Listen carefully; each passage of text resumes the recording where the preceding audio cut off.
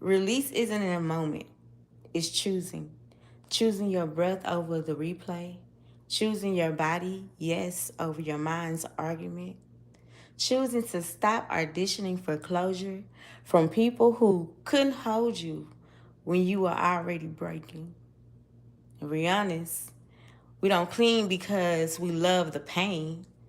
I just love being hurt. Nobody does that.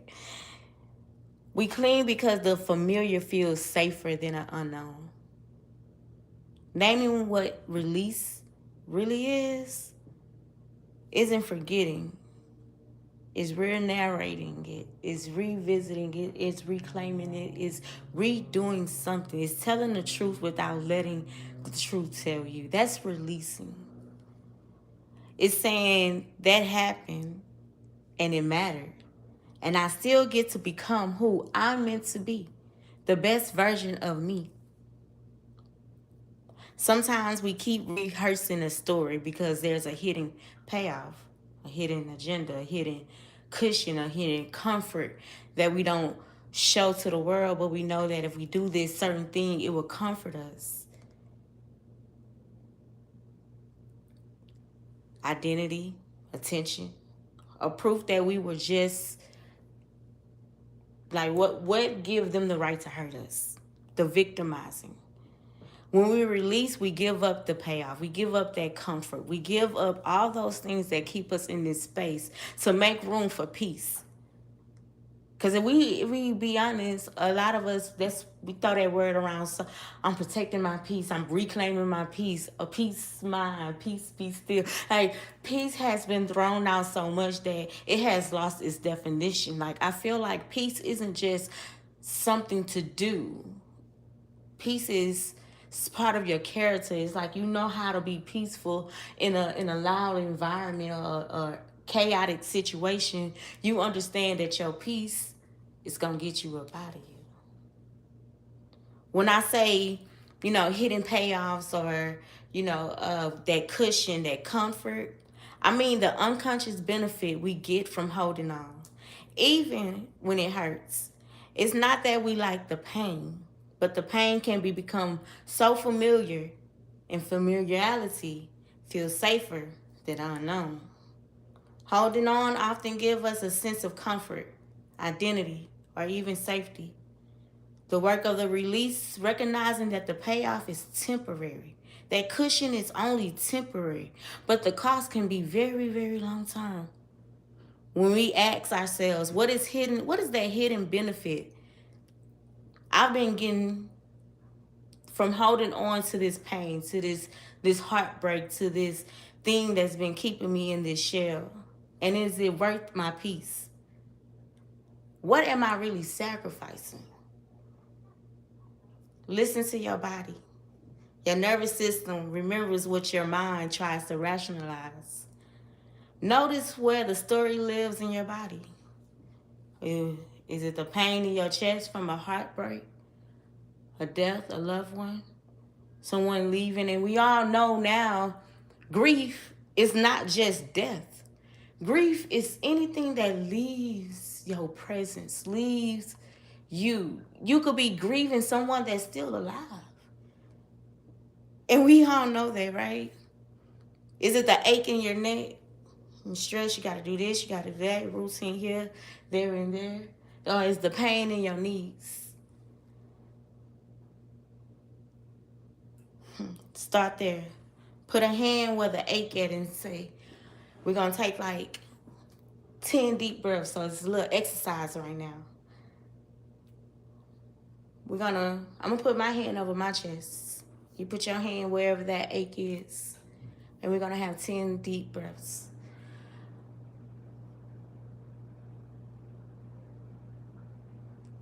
And as we take these breaths, we're releasing.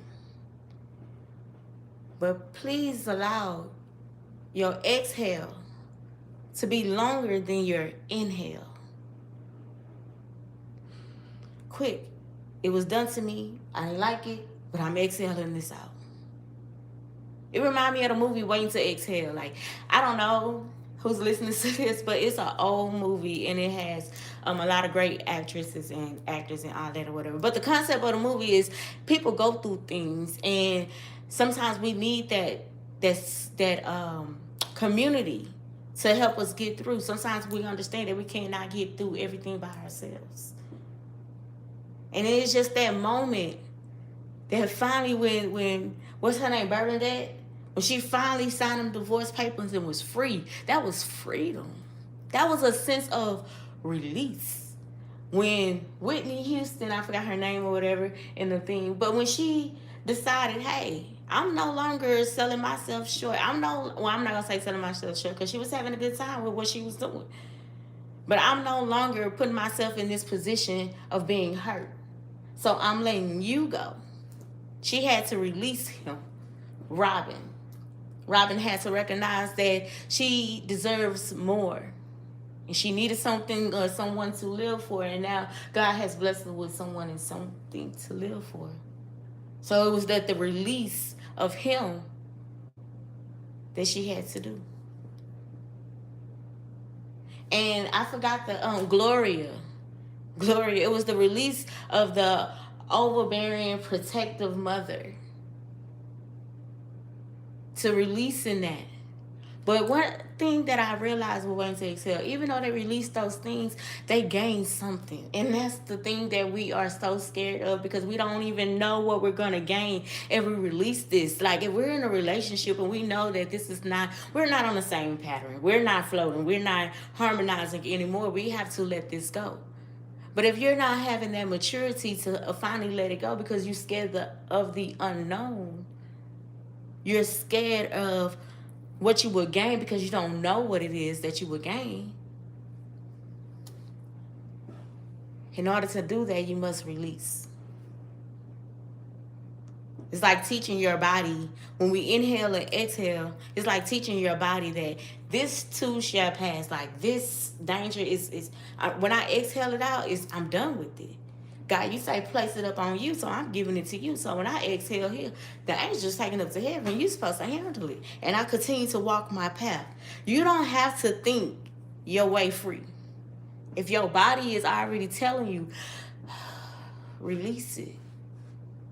I don't need to write down a 5-page, 4-page letter. I don't need to have an hour conversation. I don't need to drive an hour to have a 30-minute conversation. I don't need to do none of that. Only thing I need to do is say, I release it. You know, we're going to go back to grief.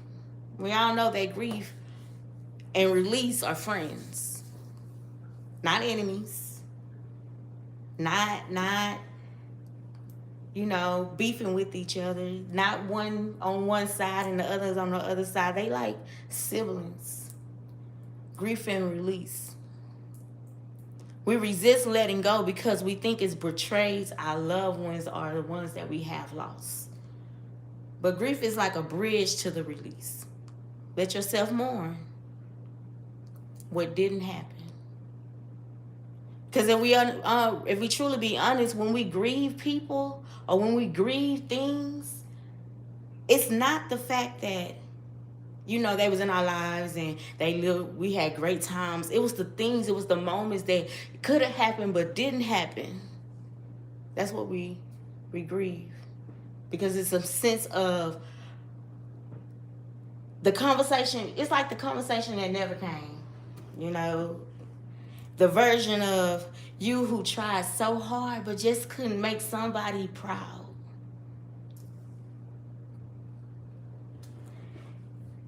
It's we have to forgive ourselves for the moments that we could have had but we didn't have. But we should honor the moments that we did have.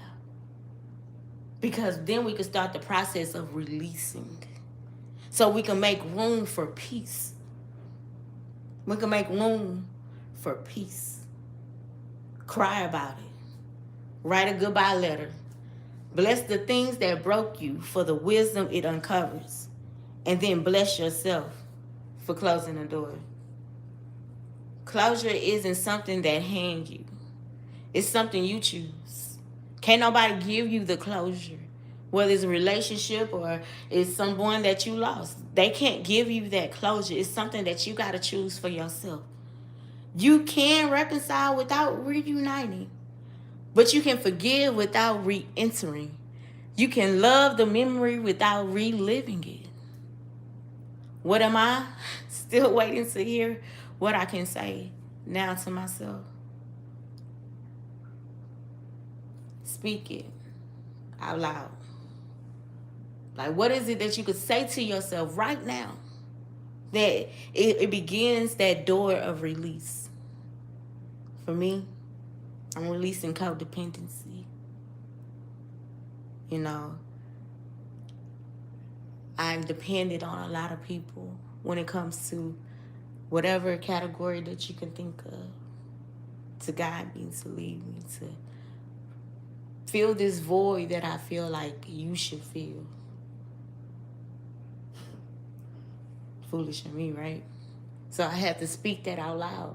I had to be honest with myself. It reminds me of day 3 when we talk about the mirror. I had to look myself in the mirror and say, why are you so dependent on the people when it comes to your finances, your emotions, your stability, your spirituality? Like, why are you codependent on people? And in your own voice, that was the sound of me closing that door. That was the sound of me owning that door, putting a tag on it, and closing that door with dignity. And that could be the same, symbolization that you can have for yourself when it comes to releasing. Closure is self-source. It's nothing or no one can give you. They can't box it up. They can't put it in a present for you and gift it to you. That's something that you have to choose for yourself. That I'm closing this thing so I can create room for peace. It helps us shed an identity that no longer fits. The fixer, the pleaser, the apologizer, the one who carries it all. Try this. Y'all listening? I retire from being the version of me who had her earn her worth. Who had to earn her worth. I assume the role of the version who knows her worth. When identity shifts, behavior follows. That's where legacy begins.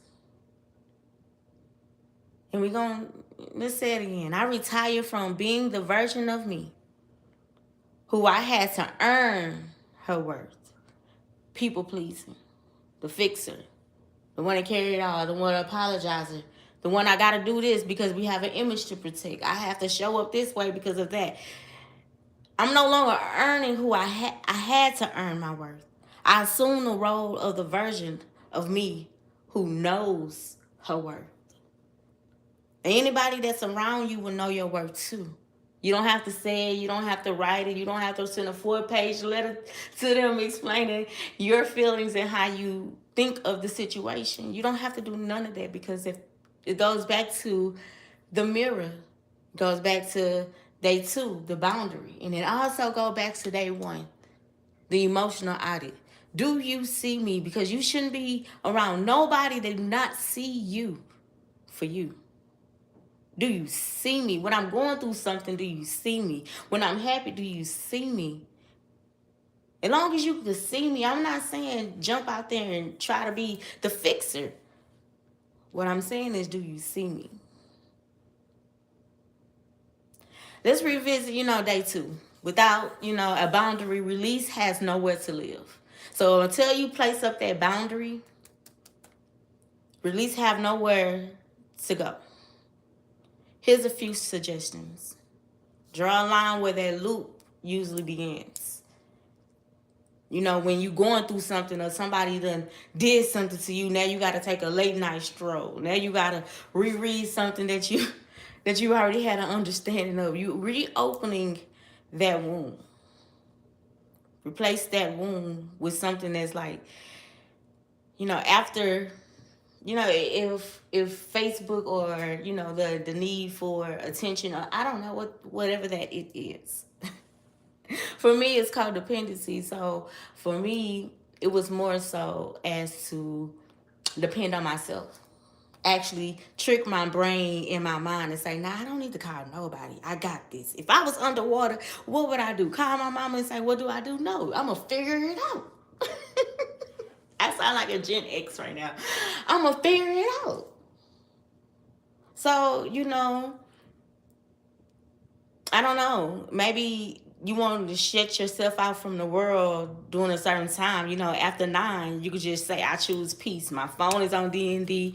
I'm put my playlist on. I'm going to go ahead and do my meditation. I'm going to go ahead and read my Bible. I'm going to read my book. I mean, whatever that peace look like for you, you could set that. Because boundaries aren't walls. They're doors you finally know how to close. You finally know how to close, lock it, and throw away the key. Because you understand your worth now. You know your worth now. You're not a person who have to earn their worth. You're a person who knows her worth. Two different things.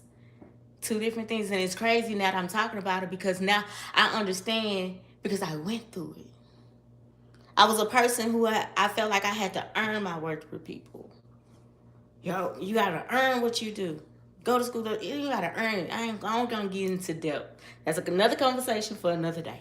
Probably on live action or something. I don't know. But this is I just got off track. But let's go a little deeper. For my Bible, my people who honor God, Jesus, we're gonna go ahead and go to Exodus 14:13. Do not be afraid. Stand firm, and you will see the deliverance the Lord will bring you today. Do not be afraid. Stand firm. It's not passive, it's posture. Imagine you at the Red Sea. For those that have not read Exodus, it's really about when the Israelites,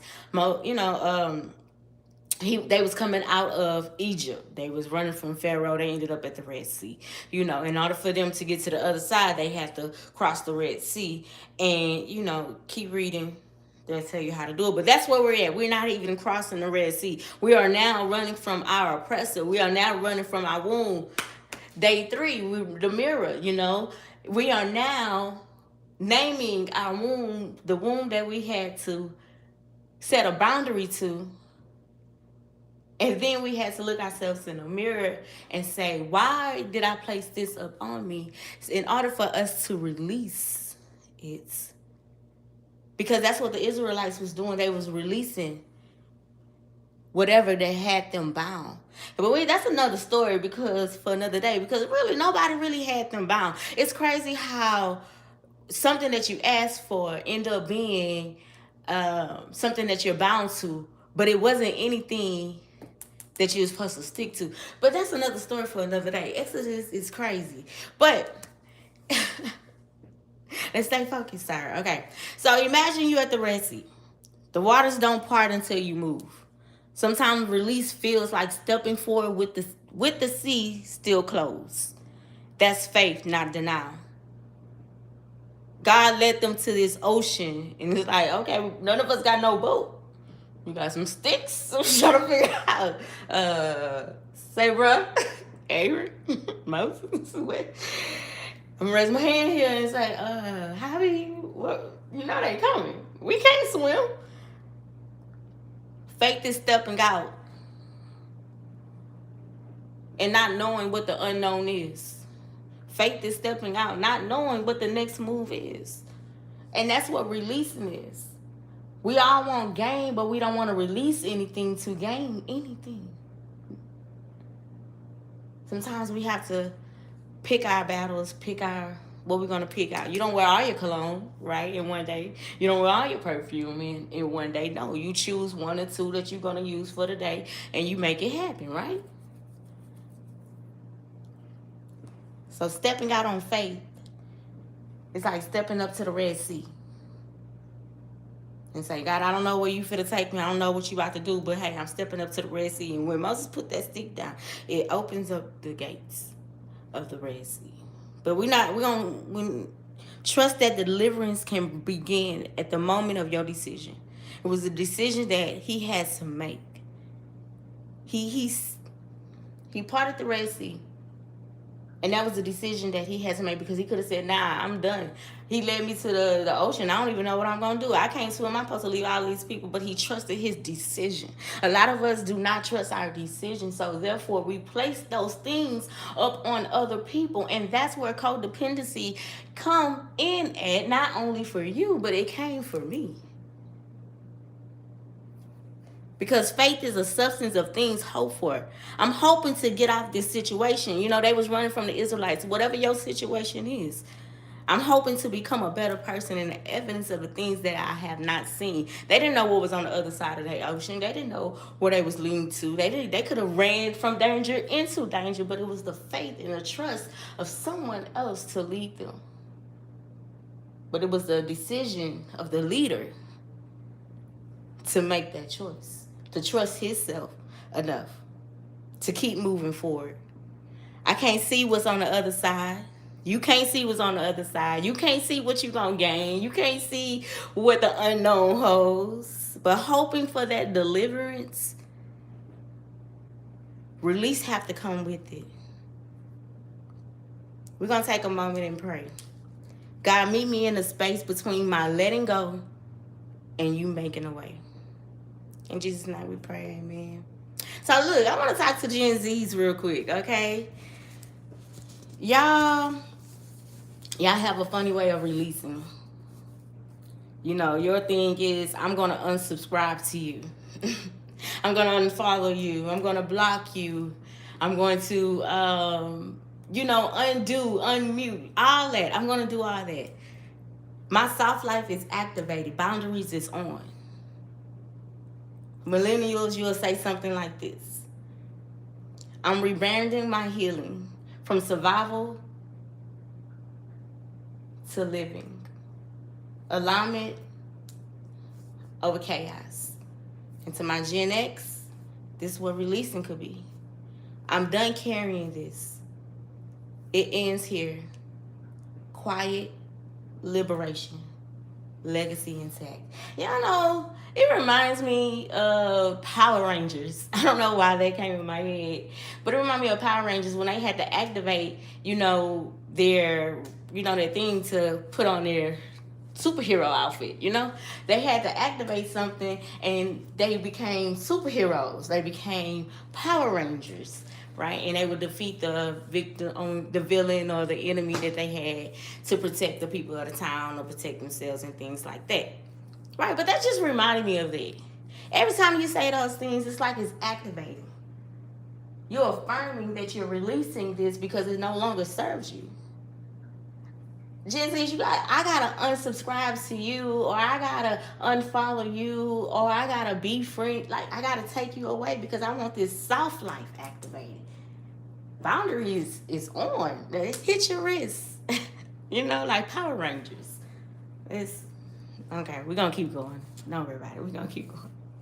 Each generation holds a different emotional blueprint around release, shaped by culture, technology, trauma, and timing. Let's talk about how Gen Zs, Millennials, and Gen X tend to experience release, especially in the context of healing and emotional growth. Gen Zs sees release as a form of emotional ritual. They're not afraid to name the wound, post the process, and turn that pain into poetry. For them, release about reclaiming identity from the systems, relationships, and narratives that try to define them. But Gen Z's, here's your permission to feel it.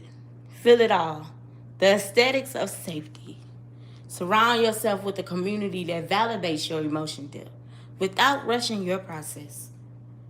Continue to use those phrases as unlearn, reclaim, soft life, boundaries on, boundaries on love. I'm not available for any of this right now. I'm protecting my peace. I'm protecting my energy. Because when we put a name to something, is when we can set the boundary. It's when we can identify and we can have that emotional audit. These statements are not just words. They are your boundaries spoken with the truth. Millennials often approach release like rebrand. They're being conditioned to perform strength, So letting go feels like rewriting the narrative from survival to sovereignty. Release is about choosing emotional clarity over chaos. Don't be so hard on yourself, millennials. All you need is the space to rewrite without shame. Framework to honor both the grind and the grief. Emotional authority that doesn't require over explaining yourself or over giving yourself. Continue to break the cycle by no longer entertaining things you are not aligned with the understanding that healing isn't a one size fit all. We all choosing peace in whatever form that looks like for you. Gen X often sees release as private liberation. They carried emotional weight silently for decades. So letting go feels like reclaiming breath. It's less about broadcasting and more about breaking generational patterns. But what I think y'all need, and for Gen Zs and millennials to understand and show respect for their emotional debt. They need the invitation to share without the pressure. Healing spaces that honor their wisdom and lived experiences. I'm gonna be honest, I don't think millennials and Gen Z, I know Gen Zs for sure, could not survive that time bracket of when Gen X was upcoming, born, and getting out. I guess that whole generation, I don't think we could have survived it. But if we had to, we would have. Because those same Gen X, it's probably millennial parents. And I say that again, I'm gonna say it again. It's probably millennial parents. And they taught them to figure it out. But set a boundary. Know your limits. You done powerful work today, y'all. We done it. We done it. Release isn't easy. It asks you to loosen your grip on stories you once felt like survival. But every time you let go, you make space for something new to root, something new to grow, something new you could plant, something new you can have. Whether it's peace or anything materialist, I don't know. Whatever your life is. So exhale. But never forget. Never forget to allow your inhale to be shorter than your exhale. Trust that what left your hands, trust that whatever left your hands is now in God's. Trust that when you release, it's no longer yours to carry. Day 5, we stepping into receiving. After release comes renewal. After letting go comes the opening of your hands to see what's next. It's like having a dove in your hand, or you letting out a bird. The bird was in there, now you got to release the bird. In order to release the bird, you got to move your hand in a certain way or whatever. But then you're still holding your hand because you're waiting for something to come back. Whether it's the bird or something, something's supposed to come back, and that's your game. You don't know if that bird gonna come back, but you're holding your hand now to say what is next. Day 5 is all about learning how to welcome the new with the same courage you use to release the old. Rest knowing this. You're lighter, fear, and ready for what's ahead. Stay consistent, stay kind, stay true to yourself. Take care.